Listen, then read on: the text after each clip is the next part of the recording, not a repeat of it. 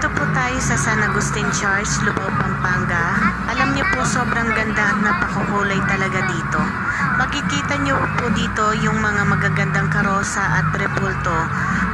Puno ng ilaw at palamuti. Talagang nakakaakit at gandang-ganda tingnan.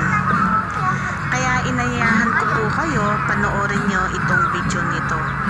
At sana mapuntahan nyo rin po dito para makita nyo mismo sa inyong mga mata kung gaano kaganda ka-special ang lugar nito.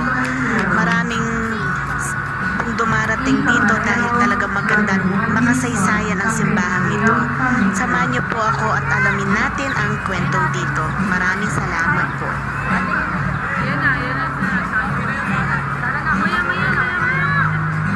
Lasa makapuro lang kasi.